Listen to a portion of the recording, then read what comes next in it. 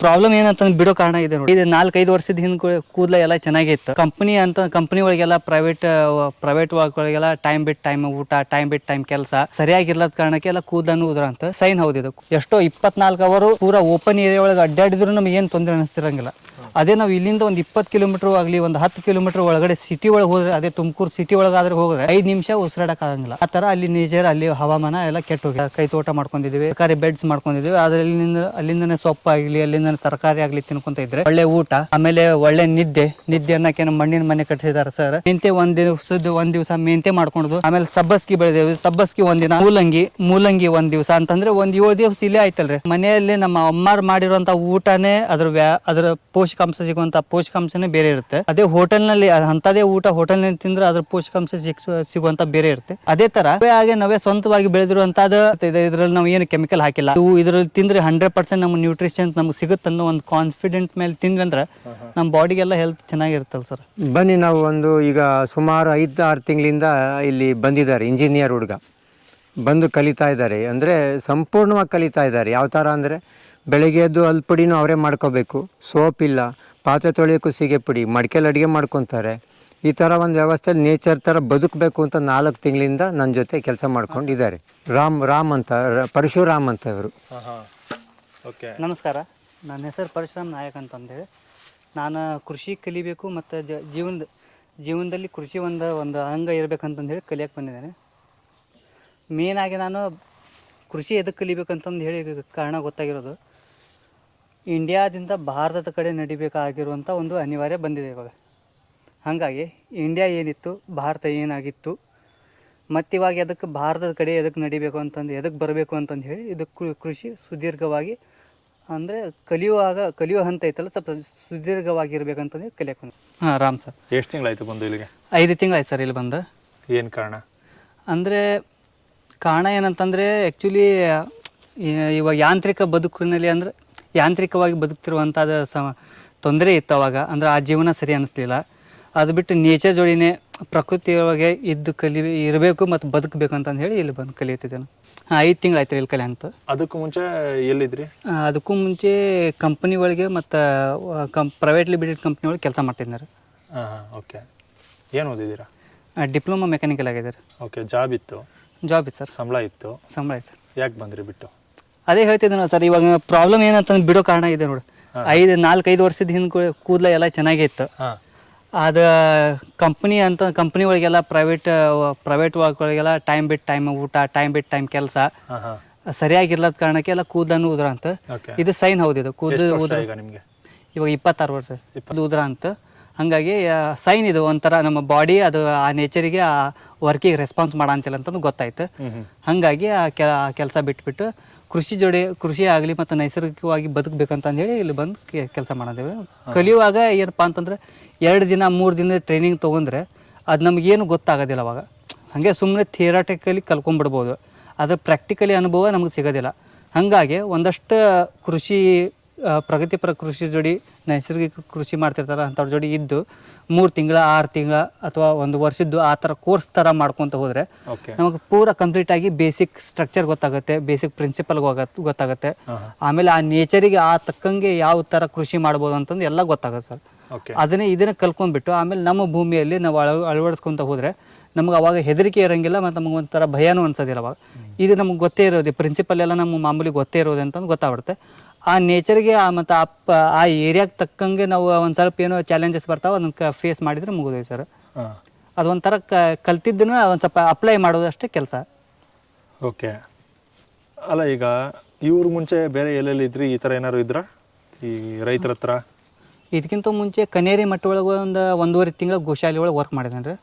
ಅಲ್ಲೇನು ಕಲ್ತ್ರಿ? ಗೋಶಾಲೆ ಒಳಗೆ ಎಷ್ಟು ಥರ ದೇಶಿ ತಳಿಗಳಿದ್ದಾವೆ, ಅವಕ್ಕೂ ನೇಚರ್ ಏನು, ಮತ್ತು ಆಮೇಲೆ ಅವಕ್ಕೂ ಯಾವ ಥರ ಮೇವು ಹಾಕಬೇಕು, ಯಾವ ಥರ ಅದನ್ನು ಟ್ರೀಟ್ಮೆಂಟ್ ಅಂದರೆ ಯಾವ ಥರ ಅದನ್ನು ಪಳಗಿಸ್ಬೇಕು, ಅಥವಾ ಅದರ ಜೋಡಿ ನಾವು ಸಂಬಂಧ ಬಂಧಿಸ್ಕೋಬೇಕು, ಅದ್ರ ಜೋಡಿ ಅಲ್ಲೇ 1.5 ತಿಂಗಳ ಕನ್ನೇರಿ ಮಟ್ಟ ಒಳಗೆ ಇದ್ನಾರ. ಅದಾದಮೇಲೆ ಅಯ್ಯಪ್ಪ ಮಸ್ಕಿ ಅಂತಂದು ಹೇಳಿ ರೇನ್ ವಾಟರ್ ಹಾರ್ವೆಸ್ಟಿಂಗ್ ಅವರು ಇದು ಮಾಡ್ತಾರೆ, ರೇನ್ ವಾಟರ್ ಹಾರ್ವೆಸ್ಟಿಂಗ್ ಅಂತಂದು ಅಲ್ಲಿ 3 ತಿಂಗಳ ವರ್ಕ್ ಇದ್ನಾರೆ ಅಲ್ಲಿ ಅವ್ರ ತೋಟನಲ್ಲಿ. ಆಮೇಲೆ ಇವಾಗ ಮಹೇಶ್ ಸರ್ ಒಳಗೆ ಅವರು ಈಗ 5 ತಿಂಗಳ ಆಯ್ತು. ಇವ್ರ ಪರಿಚಯ ಹೆಂಗೆ? ಅದೇ ಹಾಗೆ ಯೂಟ್ಯೂಬ್ಲಿಂದನೇ ಗೊತ್ತಾಗಿರೋದು. ಹಾಂ ಹಾಂ ಹಾಂ ಓಕೆ. ವಿಡಿಯೋ ನೋಡಿ ಇವ್ರ ಹತ್ರ ಬಂದು ನಾನು ಹಿಂಗೆ ಕೃಷಿ ಕಲಿತೀನಿ ಅಂತೇಳಿ ಹಾಂ, ಇವ್ರು ಪರ್ಮಿಷನ್ ಕೇಳಿದಾಗ ಹಾಂ ಹಾಂ ಆಯ್ತಪ್ಪ ನಿನ್ಗೆ ಎಷ್ಟು ದಿನ ಇರುತ್ತೀಯ ಎಷ್ಟು ದಿನ ಕಲ್ಕೊಂತೀಯ ಇದ್ದು ಕಲ್ಕೊಪ್ಪ ಅಂತಂದೇಳಿ ಹೇಳಿ ಪರ್ಮಿಷನ್ ಕೊಟ್ಟರು. ಓಕೆ. ಅವಾಗಲಿಂದ ಇರಂತೇನೆ. ಅಂದರೆ ಈಗ ಇಲ್ಲಿ ಬಂದು 5 ತಿಂಗಳಾಯಿತು, ಅದಕ್ಕೂ ಮುಂಚೆ ಒಂದು 3 ತಿಂಗಳು ಬೇರೆ ಕಡೆ ಇದ್ರಿ. ಬೇರೆ ಕಡೆ ಇದ್ನ ಇದೆಲ್ಲ ಏನೋ ಒಂದು ನಿಸ್ವಾರ್ಥ ಸೇವೆ. ಅದರಿಂದ ನನಗೇನು ನಿಸ್ವಾರ್ಥ ಸೇವೆ ಅನ್ನೋಕ್ಕೂ ಬರೋದಿಲ್ಲ ರೀ. ಅಲ್ಲ ನಿಸ್ವಾರ್ಥ ಸೇವೆ ಅಂದರೆ ನಾನು ಕಲ್ತ್ಕೋಬೇಕು ಅನ್ನೋದು ಒಂದೇ, ಅಲ್ಲಿ ಕಲಿಬೇಕು ಅನ್ನೋದು ಒಂದೇ ಹಂಬಲ. ಅಲ್ಲಿಂದ ನಮ್ಗೇನು ರಿಟರ್ನ್ ಬರಲ್ಲ ಅಂತ ಗೊತ್ತು. ಹಾಂ, ಪೂರ್ತಿ ಖರ್ಚಿಗೆ ಏನು ಬೇಕೋ ಅಷ್ಟೇ ಕೊಡ್ತಿರ್ತಾರೆ.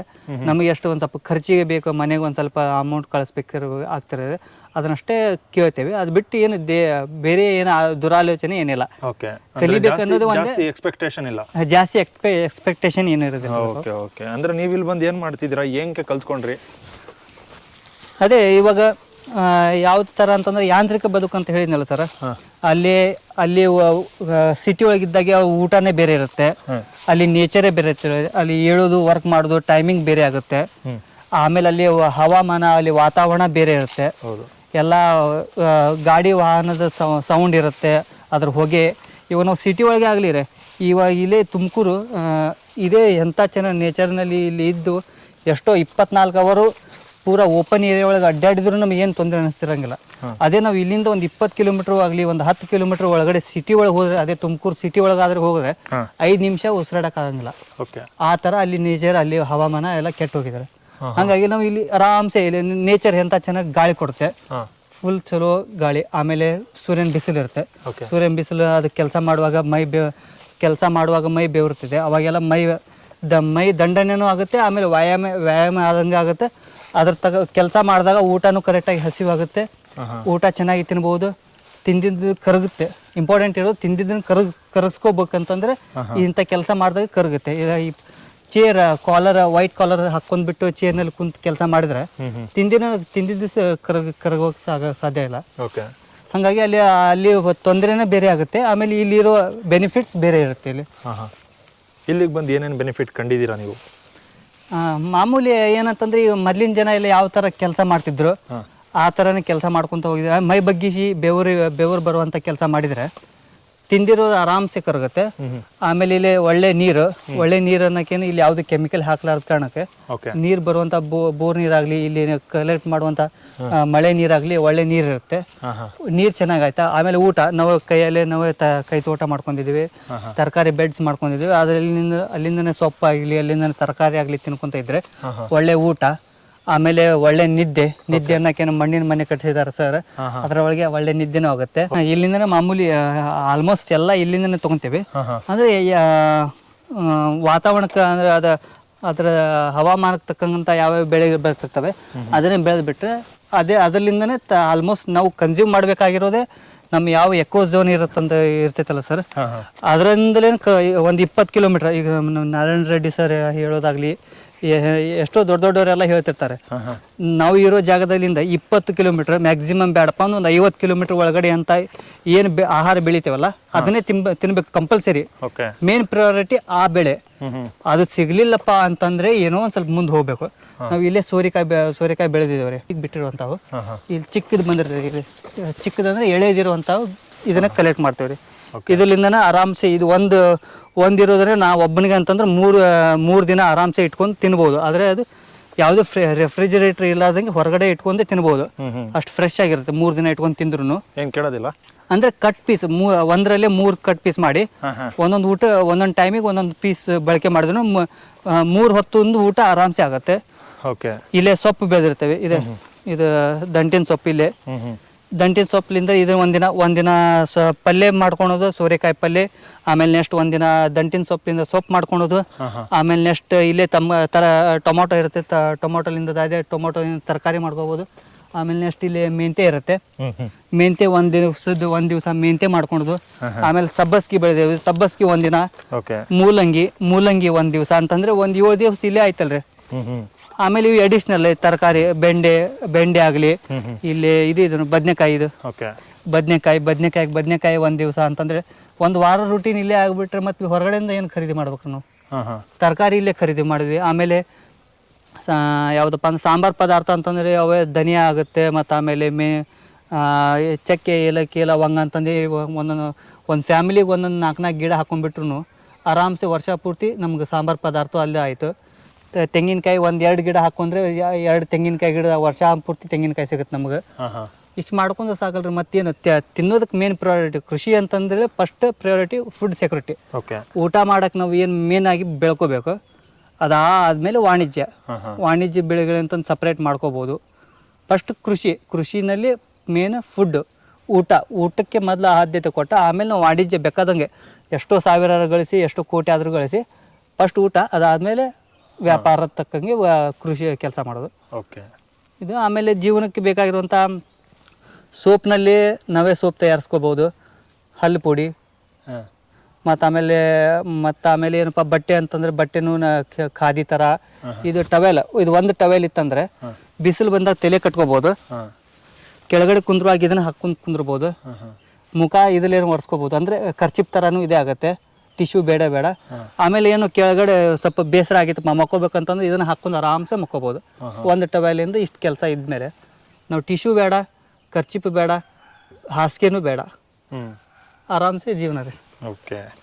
ಸಿಂಪಲ್ ಜೀವನ ಆಯ್ತಪ್ಪ ಅಂತಂದ್ರೆ ನಾವು ಆಮೇಲೆ ಗಳಿಸಿದ್ದೆಲ್ಲ ಉಳಿತಾಯನೂ ಅಲ್ಲ ಸರ್. ಬೆಂಗಳೂರಲ್ಲಿ ನಡೀತಿದ್ದಂಥ ಜೀವನ ಒಂದು 6-7 ತಿಂಗಳ ಹಿಂದೆ ಇವಾಗ ತೋಟದಲ್ಲಿ ನಡೀತಿದೆ. ಹೌದು ಸರ್. ಓಕೆ, ಇದೇ ಚಂದ ಅಂತ ನೀವು ಬಂದಿದ್ದೀರಾ ಇಲ್ಲಿಗೆ? ಇದು ಚಂದ ಅನ್ನೋಕ್ಕಿಂತ ಇದು ನಿಸರ್ಗ ಜೋಡಿ ಇದ್ಮೇಲೆ ನಿಸರ್ಗ ಯಾವತ್ತೂ ಚಂದ ಅನ್ನಲ್ಲ ಸರ್. ಹೌದು. ಅದಕ್ಕೇನು ಇಷ್ಟು ಪರ್ಸೆಂಟೇಜ್ ಅಷ್ಟು ಪರ್ಸೆಂಟೇಜ್ ಚಂದ ಅನ್ನಕ್ಕೆ ಬರಂಗೇ ಇಲ್ಲ. ಹೌದು. ನೈಸರ್ಗಿಕವಾಗಿ ಪ್ರಕೃತಿ ಜೋಡಿ ಇದ್ರೇನೆ ಚಂದ. ಅದನ್ನು ಏನು ಅದು ವ್ಯಾಲ್ಯೂ ಏನು ಅದರದ್ದು ವ್ಯಾಲ್ಯೂ ಹೇಳಕ್ಕೆ ಬರೋದಿಲ್ಲ ಸರ್. ಹೌದು. ಇಲ್ಲಿರೋ ವ್ಯಾಲ್ಯೂ ಅನುಭವಿಸಿದ್ರೆ ಮಾತ್ರ ಗೊತ್ತಾಗುತ್ತೆ. ಅನುಭವಿಸಿದ್ರೆ ಗೊತ್ತಾಗುತ್ತೆ. ಹೌದು. ಅನುಭವಿಸೋ ಮನಸ್ಥಿತಿ ಇದ್ರೂ ಗೊತ್ತಾಗುತ್ತೆ ಸರ್. ಹೌದು. ಅನುಭವಿಸ್ಬೇಕಂತನೂ ಏನಿಲ್ಲ, ಅನುಭವಿಸೋ ಮನಸ್ಥಿತಿ ಅವ್ರಿಗೆ ಮತ್ತೊಬ್ಬರು ಹೇಳೋದು ಅದನ್ನ ತಿಳ್ಕೊಂಡ್ರೂ ಸಾಕಲ್ಲ ಸರ್. ಓಕೆ. ಇದೆಲ್ಲ ನೀವು ಬೆಳೆಸಿರೋವಂಥದ್ದು? ಇದೆಲ್ಲ ನಾವೇ ಬೆಳೆಸಿರೋ. ಇದರಲ್ಲಿ ನಿಮ್ಮ ಶ್ರಮ ಇದೆ. ಇದು ಪ್ಲಸ್ ಪಾಯಿಂಟ್ ಏನಂತಂದ್ರೆ ಸರ್, ಈಗ ನಾವೇ ಮನೆಯಲ್ಲಿ ನಮ್ಮ ಅಮ್ಮಾರು ಮಾಡಿರೋಂಥ ಊಟನೇ ಅದರ ಪೋಷಕಾಂಶ ಸಿಗುವಂಥ ಪೋಷಕಾಂಶನೇ ಬೇರೆ ಇರುತ್ತೆ. ಅದೇ ಹೋಟೆಲ್ನಲ್ಲಿ ಅಂಥದ್ದೇ ಊಟ ಹೋಟೆಲ್ನಲ್ಲಿ ತಿಂದರೆ ಅದ್ರ ಪೋಷಕಾಂಶ ಸಿಗುವಂಥ ಬೇರೆ ಇರುತ್ತೆ. ಅದೇ ಥರ ನಾವೇ ಸ್ವಂತವಾಗಿ ಬೆಳೆದಿರುವಂಥದ್ದು ನಮಗೆ ಗೊತ್ತಿರ್ತದೆ. ಇದರಲ್ಲಿ ನಾವು ಏನು ಕೆಮಿಕಲ್ ಹಾಕಿಲ್ಲ. ಹೌದು. ಇದರಲ್ಲಿ ತಿಂದರೆ 100% ನಮ್ಮ ನ್ಯೂಟ್ರಿಷನ್ಸ್ ನಮ್ಗೆ ಸಿಗುತ್ತೆ ಅನ್ನೋ ಒಂದು ಕಾನ್ಫಿಡೆಂಟ್ ಮೇಲೆ ತಿಂದ್ವಿ ಅಂದ್ರೆ ನಮ್ಮ ಬಾಡಿಗೆಲ್ಲ ಹೆಲ್ತ್ ಚೆನ್ನಾಗಿರುತ್ತಲ್ಲ ಸರ್. ಓಕೆ. ಏನು ಸರ್ ತಯಾರಿ ಮಾಡ್ತಾ ಇದ್ದೀರಾ? ನನಗೆ ಚೆನ್ನಾಗಿ ಈಗ ಅವರೇ ಹೇಳ್ಕೊಡಂಗೆ ಆಗ್ಬಿಟ್ಟಿದ್ದಾರೆ. ಅಷ್ಟು ಚೆನ್ನಾಗಿ ಕಲ್ತಿದ್ದಾರೆ. ಅಂದರೆ ಮೈಂಡ್ ಕಾನ್ಸೆಪ್ಟ್ ಆ ಥರ ಇರುತ್ತೆ. ನೇಚರ್ ಜೊತೆ ಕೆಲಸ ಮಾಡಬೇಕು ಅಂದರೆ ಆ ಮೈಂಡ್ ಬಂದ್ಬಿಡುತ್ತೆ ನೋಡಿ. ಓಕೆ. ಆಟೋಮೆಟಿಕ್ಕಾಗಿ ಬಂದ್ಬಿಡುತ್ತೆ. ನಮ್ಮಲ್ಲಿ ತಪ್ಪು ಮಾಡಿದ್ರೆ ಅವ್ರು ತಿದ್ಕೋಬೋದು, ಅವ್ರು ತಿದ್ದುತ್ತಾರೆ. ಅವರಲ್ಲಿ ತಪ್ಪು ಮಾಡಿದ್ರೆ ನಮ್ಮ ಇದು ಡಿಸ್ಕರ್ಸೇಷನ್ ಇರುತ್ತೆ ಜಾಸ್ತಿ ಇದರಲ್ಲಿ. ನೇಚರ್ ಜೊತೆ ಬದುಕೋದ್ರಲ್ಲಿ ಸರ್ ಈ ಥರ ಮಾಡೋದು ಡಿಸ್ಕರ್ಷನ್ ಅಷ್ಟೇ. ಅವ್ರು ಕಲಿಯಕ್ಕೆ ಬಂದವ್ರೆ ಅನ್ನೋದಕ್ಕಿಂತ ಡಿಸ್ಕರ್ಷನ್ ಮಾಡಿಕೊಂಡು ಏನು ಇದು ತಗೊಂಡು ಹೋಗ್ಬೋದು ನಾವು ಈ ನೇಚರ್ ಕಡೆ ಇದು ಅಗ್ರಿಕಲ್ಚರ್ನ ಅನ್ನೋದನ್ನ ತಿಳ್ಕೊಳೋದಕ್ಕೆ ಬಂದಿದ್ದಾರೆ. ಓಕೆ. ನಮ್ಮ ಜೊತೆನಲ್ಲಿ ಅವ್ರಿಗೊಂದು ಸ್ವಲ್ಪ ಹೆಲ್ತಿಂದು ಹೇಳ್ಕೊಟ್ಟಿದ್ದೀವಿ. ಈ ಥರ ಇರಬೇಕು, ಈ ಥರ ಬೇಸಿಕ್ ಆಹಾರ ತಗೋಬೇಕು, ಈ ಥರ ಮಾಡ್ಕೋಬೇಕು. ಸ್ಟ್ರೈನ್ ಆದರೆ ನಮಗೆ ಟಬ್ ಬಾತ್ ಇದೆ ಅಲ್ವ, ಟಬ್ ಬಾತ್ ಮಾಡ್ತಾರೆ, ಬನ್ನಿ ನೋಡೋಣ. ಆಯಿಲ್ ಮಸಾಜ್ ಮಾಡ್ತಾ ಇದ್ದಾರೆ ಈಗ. ಮಾಡ್ತಾ ಇದ್ದಾರೆ, ಮುಗೀತಾ ಅವ್ರದ್ದು ಇದು ಮಡ್ ಬಾತ್ ಮಾಡ್ತಾ ಇದ್ದಾರೆ. ಓಕೆ. ಅಂದರೆ ರಾಮ್ ಬರೋಕ್ಕೆ ಒಂದು ಕಾರಣ ಆರೋಗ್ಯನೂ ಕೂಡ. ಈಗ ಆರೋಗ್ಯದಲ್ಲಿ ಏನೇನು ಈಗ ಪೇಸ್ಟ್ ಎಲ್ಲ ಬಳಸ್ತಾ ಇದ್ದಾವೆ ಮೊದಲು? ಮೊದಲು ಪೇಸ್ಟ್ ಎಲ್ಲ ಬಳಕೆ ಮಾಡ್ತಿದ್ರೆ ಎಷ್ಟು ಎಂಥ ನ್ಯಾಚುರಲ್ ಪೇಸ್ಟ್ ಅಂತಂದು ಹೇಳಿದ್ರು ಅದ್ರೊಳಗೆ ಯಾವುದೇ ಸೋಡಿಯಂ ಲಾರೆಲ್ ಸಲ್ಫೇಟ್ ಆಗಲಿ ಬೇರೆ ಎಷ್ಟೋ ಕೆಮಿಕಲ್ಸ್ ಹಾಕಿರ್ತಾರೆ ಪ್ರಿಸರ್ವೇಟಿವ್ ಅಂತಂದು ಹೇಳಿ. ಅದು ಬಿಟ್ಟು ನಾವು ನ್ಯಾಚುರಲ್ ಆಗಿ ನಾವೇ ಸ್ವಂತವಾಗಿ ಮಾಡ್ಕೊಂಡು ಒಂದು ಪ್ಲಸ್ ಪಾಯಿಂಟ್ ಸಿಗುತ್ತೆ. ನಾವು ನ್ಯಾಚುರಲ್ ಆಗಿ ಮಾಡ್ಕೊಳಕ್ ಆಗ್ಲಿಲ್ಲಪ್ಪ ಅಂತಂದ್ರೆ ಬೇಸಿಕ್ ಇಂಗ್ರೀಡಿಯೆಂಟ್ಸ್ ಬಳಕೆ ಮಾಡ್ಕೊಂಡು ಹಲ್ಲು ಉಜ್ಕೋಬಹುದು. ಏನಪ್ಪಾ ಅಂತಂದ್ರೆ ಜಸ್ಟ್ ಏನು ಇಲ್ಲಪ್ಪ ಅಂತಂದು ಹೇಳಿದ್ರೆ ಸೈಂಧವಲದಿಂದ ಲವಣ ಅಂದ್ರೆ ಉಪ್ಪಲಿಂದ ಕೆಂಪು ಉಪ್ಪಲಿಂದ ಅದನ್ನ ಹಲ್ಲು ತಿಕ್ಕೊಂಡ್ರು ಸಾಕೆ. ಅದು ಆಗ್ಲಿಲ್ಲಪ್ಪ ಅರಿಶಿನ, ಅದಾಗ್ಲಿಲ್ಲಪ್ಪ ಬೇವಿನ ಕಡ್ಡೆ. ಅರಿಶಿನದಲ್ಲೂ ಉಜ್ಬೋದಾ? ಅರಿಶಿನಲ್ಲಿ ಉಜ್ಬೋದು ಸರ್. ಅರಿಶಿನ ಮತ್ತೆ ಉಪ್ಪು ಎರಡು ಮಿಕ್ಸ್ ಮಾಡಿ ಉಜ್ಬೋದು? ಅದು ಬರೀ ಅರಿಶಿನ ಉಜ್ಜಿದ್ರೆ ಸಾಕು ಸರ್. ಓಕೆ. ಅದು ಬಿಟ್ಟರೆ ಮತ್ತೇನು ತೊಂದರೆ ಇಲ್ಲ. ಮತ್ತು ಆಮೇಲೆ ಬೇವಿನ ಕಡ್ಡಿ ಇರುತ್ತೆ, ಹೊಂಗೆ ಕಡ್ಡಿ ಆ ಥರ. ಇವೆಲ್ಲ ಎಲ್ಲ ಮನೇಲೂ ಇರಲ್ಲ, ತೋಟದಲ್ಲಿ ಇದ್ರೆ ಇರುತ್ತೆ. ಈಗ ಮನೇಲೆ ಬಳಸ್ಬೋದಾದಂಥದ್ದು ಅರಿಶಿನ, ಉಪ್ಪು, ಮತ್ತು ಆಮೇಲೆ ಇದು ಇಜ್ಜಲು, ಚಾರ್ಕೋಲು, ಅಂಥವೇ ಎಷ್ಟೋ ಇದ್ದಾವೆ. ಬ್ರಷ್ ಬಳಸ್ತಲ್ಲ. ಬ್ರಷ್ ಇಲ್ಲ, ಬ್ರಷ್ ಬಳಸಿದ ಅದು ಸೈಡ್ ಎಫೆಕ್ಟ್ ಏನಪ್ಪಾ ಅಂತಂದ್ರೆ ಅದ್ರೊಳಗೆ ಪ್ಲಾಸ್ಟಿಕ್ ವೆಸಲ್ಸ್ ಅಂತ ಇವಾಗ ಬಂಬೂ ಸ್ಟಿಕ್ ಅಂತ ಕೊಡ್ತಾರೆ ಸರ್. ಅದ್ರ ಮುಂದ್ಗಡೆ ಇರೋದಂದ್ರೆ ಪ್ಲಾಸ್ಟಿಕ್. ಹೌದು. ಪ್ಲಾಸ್ಟಿಕ್ ವೆಸಲ್ ನಮ್ಮ ಹಲ್ಲಿಗೆ ಟಚ್ ಆದ್ರೆ ಅದೆಲ್ಲ ಪೂರ ಹಲ್ಲಿನ ಮೇಲೆ ಇರುವಂಥ ಒಂದು ಥಿನ್ ಲೇಯರ್ ಚಿಕ್ಕ ಕೋಟಿಂಗ್ ಇರುತ್ತಲ್ಲ, ಅದು ಮೆಲನಿಲ್ ಅಂತಂದು ಅದು ಹಾಳಾಗುತ್ತೆ ಸರ್. ಅಂದ್ರೆ ಥಿನ್ ಕೋಟಿಂಗ್ ಹಾಳಾಗುತ್ತೆ. ಕೈ ಉಜ್ಜಿದ್ರೆ ಇದು ಅಕ್ಯುಪ್ರೆಷರ್ ಅಂತ ಈ ಥರ ಹಲ್ಲು ತಿಕ್ಕಿದ್ರೆ ಕೈ ಮುಂದ್ಗಡೆ ಪಾಯಿಂಟ್ ಟಿಪ್ ಅಕ್ಯುಪ್ರೆಷರ್ ಅಂತ ವರ್ಕ್ ಆಗುತ್ತೆ, ಹಲ್ಲು ಕ್ಲೀನ್ ಆಗುತ್ತೆ.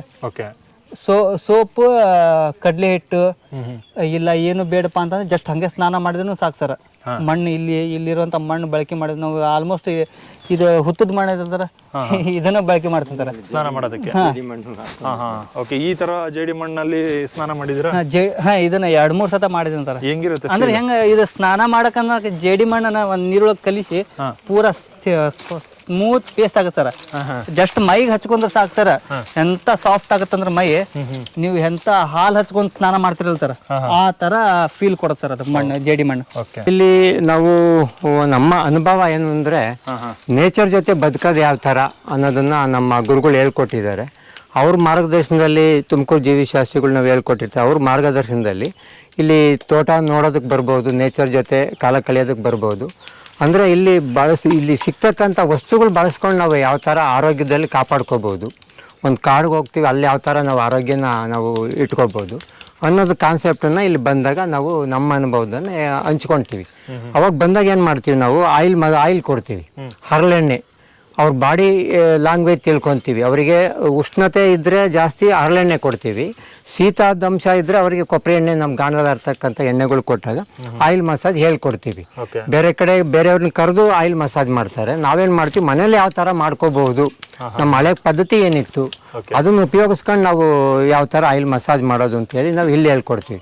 ಅವರು ಬೆಳಿಗ್ಗೆ ಬಂದರು ಆಯಿಲ್ ಫುಡ್ ಎಲ್ಲ ಚೇಂಜ್ ಮಾಡಿಸ್ಬಿಡ್ತೀವಿ. ನಮ್ಮದೇ ಇರ್ತಕ್ಕಂಥ ಒಂದು ಹಳ್ಳಿ ವಾತಾವರಣದಲ್ಲಿ ರೆಡ್ ರೈಸ್ ಇರ್ಬೋದು, ರಾಗಿ ಬಾಲ್ ಇರ್ಬೋದು, ಸೊಪ್ಪುಗಳಲ್ಲಿ ಸಾರು, ಈ ಥರದ್ದೆಲ್ಲ ಹಾಕಿ ನಾವು ಸ್ಪ್ರೌಟ್ಸ್ ಇರ್ಬೋದು, ಇದೆಲ್ಲ ನಾವು ಅವರಿಗೆ ಒದಗಿಸಿದಾಗ ಒಂದು ನೆಕ್ಸ್ಟ್ ಫ್ಯೂಚರಲ್ಲಿ ಈ ಥರ ಆರೋಗ್ಯದಲ್ಲಿ ನಾವು ಕಾಪಾಡ್ಕೋಬೋದು ಅನ್ನೋದು ಅವ್ರ ಫೀಲಿಂಗ್ ಬರೋದಕ್ಕೆ ಕ್ರಿಯೇಟ್ ಮಾಡ್ತೀವಿ. ನಮ್ಮ ಅನುಭವ ಹೇಳ್ತೀವಿ. ಆರೋಗ್ಯದ ಮೇಲೆ ಏನು ಪರಿಣಾಮ ಬರುತ್ತೆ? ಆರೋಗ್ಯದ ಮೇಲೆ ಅವ್ರಿಗೆ ಈ ನ್ಯಾಚುರಲ್ ಆಗಿ ವಸ್ತುಗಳನ್ನ ವಿಷರಹಿತ ಆಹಾರ ತಿನ್ನೋದ್ರಿಂದ ಎಷ್ಟು ಪರಿಣಾಮ ಬೀರುತ್ತೆ, ಅಲ್ಲಿ ಆ ನೈಸರ್ಗಿಕ ಕೃಷಿ ಮಾಡ್ತಿರ್ತಕ್ಕಂಥ ರೈತನಿಗೆ ಎಷ್ಟು ಸಪೋರ್ಟ್ ಬರುತ್ತೆ, ಆಮೇಲೆ ಅವರು ಉಪಯೋಗಿಸ್ತಕ್ಕಂಥ ಅವರಿಗೆ ಎಷ್ಟು ಇದರಿಂದ ಅನುಕೂಲ ಆಗುತ್ತೆ. ಆಮೇಲೆ ಬರೀ ಆಹಾರ ಉಪಯೋಗಿಸಿದ್ರೆ ಸಾಕಾಗಲ್ಲ, ನಮ್ಮ ಬಾಡಿಗೆ ಎಕ್ಸಸೈಸ್ ಮಾಡಿದ್ರು ಸಾಕಾಗಲ್ಲ. ಅದಕ್ಕೆ ಈಗ ನಿಮ್ಮ ಕಾರ್ ಸರ್ವಿಸ್ ಮಾಡ್ತೀರಾ, ಬೈಕ್ ಸರ್ವಿಸ್ ಮಾಡ್ತೀರಾ, ಅದೇ ರೀತಿ ನಮ್ಮ ಬಾಡಿನ ಯಾವ ಥರ ಸರ್ವಿಸ್ ಮಾಡ್ಕೊಳೋದು ಅನ್ನೋದನ್ನು ನಾವು ತಿಳಿಸ್ತಾ ಹೋಗ್ತಾ ನಮ್ಮ ಗುರುಗಳು ಹೇಳ್ಕೊಟ್ಟಿರೋ ತಿಳಿಸ್ತಾ ಹೋಗ್ತಾ ಇದ್ದೀವಿ. ಇದು ಸರ್ವಿಸು ಅಂತ ನ್ಯಾಚುರಲ್ ಆಗಿ ನಾವು ಇಲ್ಲೇ ಯಾವ ಥರ ಮಾಡ್ಕೋಬಹುದು. ಒಂದು ಅಂದರೆ ಹಳೆ ಪದ್ಧತಿನಲ್ಲಿ ಏನಿತ್ತು, ಆಯಿಲ್ ಮಸಾಜ್ ಇತ್ತು, ಮಡ್ ಬಾತ್ ಇತ್ತು, ಈ ಥರದ್ದೆಲ್ಲ ಮಾಡ್ತಾ ಹೇಳ್ತಾ ಹೋಗ್ತಾ ಇರ್ತೀವಿ. ಅವ್ರಿಗೆ ಎಣ್ಣೆ ಕೊಡ್ತೀವಿ, ಪ್ರತಿಯೊಂದು ಭಾಗನೂ ಮುಟ್ಟಿ ಸ್ಪರ್ಶ ಮಾಡಿ ಆಯಿಲ್ ಮಸಾಜ್ ಮಾಡ್ಕೊತಾ ಹೋಗ್ತಾ ಇರ್ತಾರೆ. ಅದು ಬೇರೆ ಬೇರೆದು ಇದು ನಮಗೆ ಬ್ಯಾಕ್ ಪೇನ್ ಇರ್ಬೋದು, ಮತ್ತು ಟಾಕ್ಸಿನ್ ಕ್ರಿಯೇಟ್ ಆಗಿರ್ಬೋದು ಬಾಡಿನಲ್ಲಿ, ಇದೆಲ್ಲ ರಿಮೂವ್ ಆಗ್ತಾ ಹೋಗ್ತಾ ಇರುತ್ತೆ. ಏನು ಬಾಡಿನಲ್ಲಿ ಕಳ್ಕೊಂಡಿರ್ತೀವಿ ಶಕ್ತಿ, ಅದನ್ನು ಮತ್ತೆ ಮರಳಿ ಪಡೆಯೋದಕ್ಕೆ ಈ ಚಿಕಿತ್ಸೆಗಳನ್ನ ನಾವು ನಮ್ಮ ಅನುಭವದಲ್ಲಿ ನಮ್ಮ ಗುರುಗಳು ಹೇಳ್ಕೊಟ್ಟಿರೋ ಮಾರ್ಗದಲ್ಲಿ ನಾವು ಹೋಗ್ತಾ ಇರ್ತೀವಿ. ಎಷ್ಟು ದಿನಕ್ಕೊಮ್ಮೆ ಮಾಡಬೇಕಿಲ್ಲ? ನೀವು ಡೈಲಿ ಮಾಡಬೇಕು ಅಂತ ಹೇಳ್ತಾರೆ. 50 ವರ್ಷ ಆದ್ಮೇಲೆ ಡೈಲಿ ಬೇಕಾಗುತ್ತೆ ಅಂತ ಹೇಳ್ತೀವಿ ನಾವು. ಇವರಿಗೆ ಸಮಯದ ಅಭಾವ ಇರುತ್ತಲ್ಲ, ವಾರಕ್ಕೊಂದ್ಸತಿ ನೀವು ಮನೇಲಿ ಮಾಡ್ಕೊಳ್ಳಿ.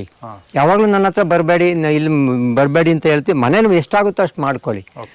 ಒಂದು ಆಹಾರ ಪದ್ಧತಿ ಚೇಂಜ್ ಮಾಡ್ಕೊಳ್ಳಿ, ಮತ್ತು ವೈಟ್ ರೈಸ್ ಬಿಡಿ, ಆಮೇಲೆ ಶುಗರ್ ಬಿಡಿ, ಮೈದಾ ಬಿಡಿ, ಮತ್ತು ಪಾಲಿಶ್ ಮಾಡಿರ್ತಕ್ಕಂಥ ವಸ್ತುಗಳನ್ನೆಲ್ಲ ಬಿಡಿ. ಅನ್ಪಾಲಿಶ್ಡ್ ಆದಷ್ಟು ಉಪಯೋಗಿಸಿ ಅಂತ ಒಂದು ನಮ್ಮ ಅನುಭವದಲ್ಲಿ ಹೇಳ್ತೀವಿ. ನಾವೇನು ಡಾಕ್ಟ್ರು ಓದಿಲ್ಲ, ಏನು ನಮ್ಮ ಬಾಡಿ ಮೇಲೆ ಎಕ್ಸ್ಪೀರಿಯನ್ಸ್ ಮಾಡಿಕೊಂಡು ಅದನ್ನ ಬೇರೆಯವ್ರಿಗೆ ಹಂಚೋಣ ಅಂತ ಈಗ ಕೆಲಸ ಮಾಡ್ತಾರೆ. ಬನ್ನಿ ಸರ್, ಇವರು ಬೆಂಗಳೂರಿಂದ ಬಂದರೆ ನಮ್ಮ ಫ್ರೆಂಡು ಆದರ್ಶ್ ಅಂತ, ಅವರಿಗೆ ಈ ಥರ ಮಾಡ್ಕೊಳ್ಳಿ ಅಂತ ಬಿಟ್ಟೆ ಮಾಡ್ಕೊತಿದ್ದಾರೆ. ನನ್ನ ಹೆಸರು ಆದರ್ಶ್ ಅಂತ ಹೇಳಿ, ನಾನು ಬೆಂಗಳೂರಲ್ಲಿ ವಾಸವಾಗಿದ್ದೀನಿ.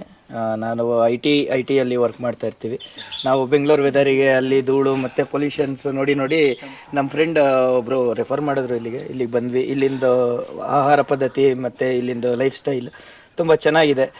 ಎಲ್ಲದೂ ನೈಸರ್ಗಿಕವಾಗಿಯೇ ಬೆಳೀತಾರೆ, ಯಾವುದೇ ಕೆಮಿಕಲ್ ಯೂಸ್ ಮಾಡೋದಿಲ್ಲ, ಎಲ್ಲ ಸಾವಯವ ಏನು ಹೇಳ್ತಾರೆ ಸಾವಯವ ನ್ಯಾಚುರಲ್ ಗೊಬ್ಬರ ಎಲ್ಲ ಹಾಕಿ ಬೆಳೆದಿರ್ತಾರೆ. ಊಟ ಮಾಡಿದ್ವಿ, ಅಡುಗೆ ತುಂಬ ಚೆನ್ನಾಗಿತ್ತು. ರೆಡ್ ರೈಸು ಮತ್ತು ಇಲ್ಲೇ ಬೆಳೆದಿರೋಂಥ ಸೊಪ್ಪು, ಅಡುಗೆ ಎಲ್ಲ ತುಂಬ ಚೆನ್ನಾಗಿದೆ. ಮತ್ತು ಇವರು ಹೇಳ್ಕೊಡೋ ಪದ್ಧತಿ ಬಂದು ನ್ಯಾಚುರಲ್ ಆಗಿ ಹೇಗೆ ನಮ್ಮ ಲೈಫ್ನ ಲೀಡ್ ಮಾಡ್ಬೋದು ಆ್ಯಂಡ್ ಹಳ್ಳಿ ಜೀವನ ಹೆಂಗೆ ಮಾಡ್ಬೋದು ಅಂತ ಹೇಳ್ಬಿಟ್ಟು ತುಂಬ ಚೆನ್ನಾಗಿ ಎಕ್ಸ್ಪ್ಲೈನ್ ಮಾಡ್ತಾ ಹೋಗ್ತಾ ಇದ್ದಾರೆ. ಓಕೆ. ಇಲ್ಲಿಗೆ ಬಂದಿದ್ದು ತುಂಬ ಖುಷಿ ಆಯಿತು. ತುಂಬ ರಿಲ್ಯಾಕ್ಸ್ ಆಗಿದ್ದೀವಿ. ಆಯಿಲ್ ಬಾತ್, ಆಯಿಲ್ ಮಸಾಜು ಮತ್ತು ಮಡ್ ಬಾತ್ ಇದೆಲ್ಲ ಸೇರಿ ತುಂಬ ಚೆನ್ನಾಗಿದೆ ಸರ್. ಓಕೆ ಸರ್, ಎಂಜಾಯ್ ಮಾಡಿ ಸರ್ ಆ ಒಂದು ಮಡ್ ಬಾತ್ನ. Thank you. Okay. Hi, myself Kamlesh. Basically, like, you know, I was a IT techie. Usually, like, you know, in the weekends, we do the parties and we go for some of the resorts and we enjoy a lot. But again, like, you know, Sunday night and Monday morning, we usually have the stress to go to office and all. But unfortunately, one of my friend has referred me this nature, like, you know, the plant where we do, they do some of the, like, you know, mud therapies and the oil therapies. But when we came here, like, you know, we felt like, you know, it's a good place. But after, like, you know, when we apply the oils and all, the heat from the body was start coming out of the body. Once we apply the mud to the body, like, you know, so we start feeling the cold, actually the cold. Whatever the, like, you know, the lotions or maybe whatever the ice cubes you apply for the body to reduce your heat, that can be reduced using the mud itself. That gives you a very lot of pleasure, and I'm really enjoying and it's relaxing. Thank you so much. I sir recommend to have this kind of like, you know, experience once at least, so that you will get to know the actual nature therapies. Thank you. Thank All you the sir. best. Thank you. ನೈಸರ್ಗಿಕ ಕೃಷಿಕರು ನೈಸರ್ಗಿಕ ಕೃಷಿಕರು ಜೊತೆಲಿ ನಾವು ಅಳವಡಿಸಿಕೊಂಡಿದ್ದು ಜೀವನ ಕ್ರಮ ಬದಲಾವಣೆ ಮಾಡಿ ನಿಸರ್ಗದತ್ತ ಬರೋದು ಹೇಗೆ ಆ ಥರ. ನಾವು ಸರ್ ಇಲ್ಲೇ ಇರೋದು, ಇದು ಮಣ್ಣಿನ ಮನೆ, ಮಹೇಶ್ ಸರ್ ಕಟ್ಟಿರೋದು ಮಣ್ಣಿನ ಮನೆ. ಹೌದು, ನೀವು ಇಲ್ಲೇ ಉಳ್ಕೊಳ್ತಾ ಇರೋದು? ಹಾಂ, ಇಲ್ಲೇ ಉಳ್ಕೊಂತೇವೆ ಸರ್. ಓಕೆ. ಗೆಸ್ಟ್ ಬಂದಿದ್ದಾರೆ ಸರ್, ಇವರ ವಿಸಿಟರ್, ಹಾಂ ಹಾಂ, ಅವ್ರಿಗಂತಲೇ ಊಟ ಮಾಡೋದು. ಹಾಂ ಹಾಂ. 5 ತಿಂಗಳಿಂದ ಇಲ್ಲೇ ವಾಸ?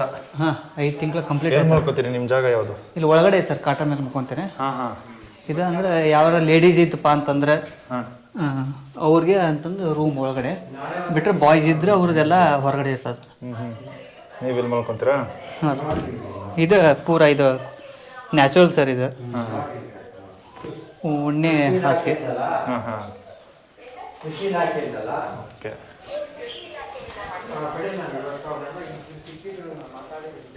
ಅಡುಗೆನೂ ಕೂಡ? ಹಾಂ, ಅಡುಗೆನೆಲ್ಲ ಇಲ್ಲೇ ಮಾಡ್ಕೊತೀವಿ ಸರ್. ಹಾಂ ಹಾಂ. ಇದು ತಂಗಡಿ ಸೊಪ್ಪು ಅಂತಂದೇಳಿ ಇದರಿಂದ ಕಷಾಯ ಮಾಡ್ಕೊಂಡ್ಬಿಟ್ಟು ಶುಂಠಿ ಇದು ಹಾಕ್ಬಿಟ್ಟು ಕಾಳು ಮೆಣಸು. ಓಕೆ. ಇದು ಒಂದು ಬೆಲ್ಲ, ಎರೆನಾ ಹೂವನ? ಹೂ. ಓಕೆ. ಹೂ ಬೆಳೆಸಿದ್ರೆ ಸಾಕು, ಹೂ ಸಣ್ಣ ಮೊಗ್ಗು ಅದು ಬೆಳೆಸಿದ್ರೆ ಸಾಕು. ಅದ್ರ ಜೋಡಿ ಶುಂಠಿ ಅಂದರೆ ಒಂಥರ ಚಾಯಿ ಎಲೆ ಇರ್ತಲ್ಲ ಸರ್, ಆ ಥರ ಅದನ್ನು ಬಳಕೆ ಮಾಡ್ಬೋದು. ಇಷ್ಟು. ಮತ್ತು ಅಲ್ಲಿಂದ ತರ್ತೇವೆ ಸರ್ ಕ್ಯಾರೆಟ್, ತರಕಾರಿ ಬೆಡ್ನ ಬೆಳೆದಿರೋ ಕ್ಯಾರೆಟ್ ಮತ್ತು ಸೋರೆಕಾಯಿ, ಮತ್ತಿದು ಆಲ್ ಸ್ಪೈಸಸ್ ಎಲೆ, ಕರಿಮೆಣಸು. ಇದೇನಕ್ಕೆ ಈಗ ಯಾವುದಕ್ಕೆ ಇದು? ಆಲ್ ಸ್ಪೈಸಸ್ ಪಲಾವ್ ಎಲೆ ಥರ ಬಳಕೆ ಮಾಡ್ಬೋದು. ಕಷಾಯಕ್ಕೆಲ್ಲ ಅದನ್ನೇ ಬಳಕೆ ಮಾಡ್ತೀವಿ ಸರ್. ಮತ್ತು ಅದನ್ನು ಅದನ್ನ ಬಳಕೆ ಮಾಡ್ತೇವೆ. ಮತ್ತು ಆಮೇಲೆ ಮಣ್ಣಿನ ಗಡಿಗೆ ಒಳಗೆ, ಮಣ್ಣಿನ ಇದ್ರೊಳಗೆ ಅಡುಗೆ ಮಾಡೋದು. ಓಕೆ. ಮತ್ತು ಏನೋ ರುಬ್ಕೊಳೋದಿದ್ರು ಮಿಕ್ಸರ್ ಇಲ್ಲ ಸರ್ ಇಲ್ಲಿ. ಮಿಕ್ಸರ್ ಇರೋದಿಲ್ಲ, ರುಬ್ಬೋ ಕಲ್ಲೊಳಗೆ ರುಬ್ಕೊತೇವೆ. ಓಕೆ. ಇವಾಗ ಸಾಂಬಾರು ಮಾಡಿರೋ ಸತ ಇದು ರುಬ್ಬಿ ಕಲ್ಲೊಳಗೆ ರುಬ್ಬಿದ್ದು ಸರ್. ಹಾಂ ಹಾಂ ಹಾಂ. ಓಕೆ.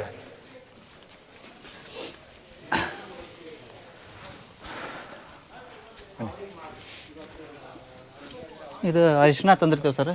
ಅಲ್ಲಿಂದ ಅರಿಶಿನ ತಂದುಬಿಟ್ಟು ಒಣಗಿಸ್ಕೊಂಡು, ಅರಿಶಿನ ಇದು ಮತ್ತು ಅಶ್ವಗಂಧ ಇದು ಬೇರು, ಇದು ಒಂದು ಸ್ವಲ್ಪ ಒಣಗಿದ ಮೇಲೆ ಇದನ್ನು ಜಜ್ಜಿ ಇದರಲ್ಲಿ ಕಷಾಯ ಮಾಡ್ಕೊಳೋದು.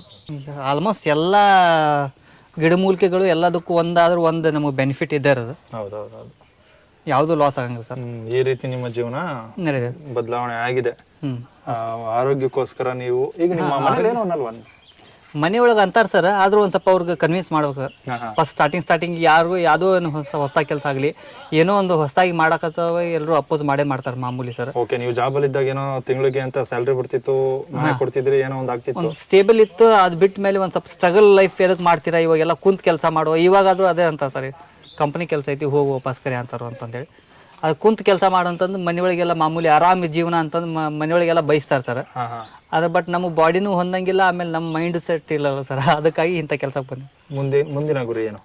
ಮುಂದೆ ಏನು ಮಾಡಬೇಕು ಅಂದ್ಕೊಂಡಿದ್ದೀರಾ? ಮುಂದಿನ ಗುರಿ ಅಂತಂದ್ರೆ ಸರ್ ಇಲ್ಲಿ ಕಲ್ತಿರೋದು ನಮ್ಮ ಓನ್ ಲ್ಯಾಂಡ್ ಒಳಗೆ ಅಪ್ಲೈ ಮಾಡೋದು ಸರ್. ನೈಸರ್ಗಿಕವಾಗಿರೋದು, simple life, rich thinking. Okay, ಆ ಥರ. ಯಾವುದ್ರ ಬಗ್ಗೆ ಥಿಂಕಿಂಗ್?